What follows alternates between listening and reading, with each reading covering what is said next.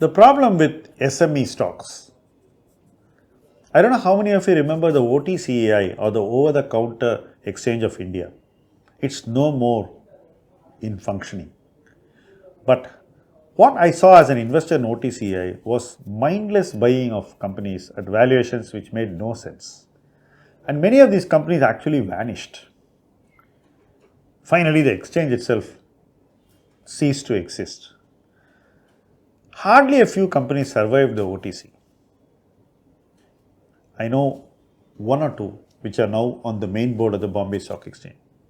Most of the companies died a slow death. Today, I see the SME exchange as nothing but an extension of the OTC. What I saw 30 years back in the OTC is again playing out on the SME exchanges. The regulatory oversight seems to be low. Since the floating stock in these companies are not very high, we are seeing investors cornering all the floating stock and then taking the stock price to unreasonable and illogical levels. A lot of investors believe that they would make more money by speculating on the SME exchange. Some of the companies have risen significantly simply because of the kind of speculative following they have drawn. Investing in SME exchanges is today purely a speculative activity engaged in by people from specific geographies. A lot of people have been doing storytelling about companies in the SME exchange, and these stories are bought by the retail investors even without adequate validation.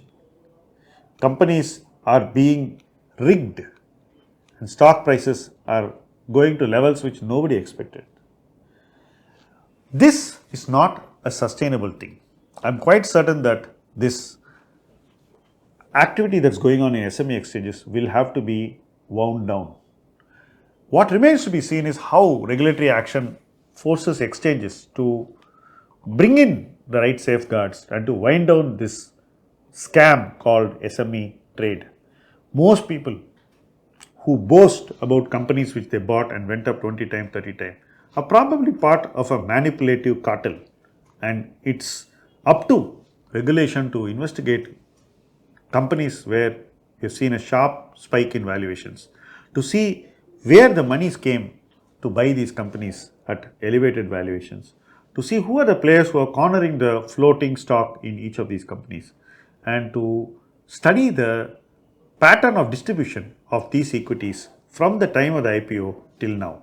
If you do this exercise, then exchanges will clearly know what is wrong with SME stocks, and they will be able to do the right things to keep retail investors safe and away from this manipulative phase in SME stocks. Clearly, history not only rhymes but also repeats, and the SME exchange is a clear indication of that. I know a lot of people who have become rich by betting on SME stocks. Some of them own up to 10% in companies. In my view, many of the people who own very high stakes in SME stocks are clearly insiders. I say this with responsibility. Clearly, these insiders know what the company is going to show in the next quarter, and they are more facilitators of mopping up the floating stock and holding it in that way.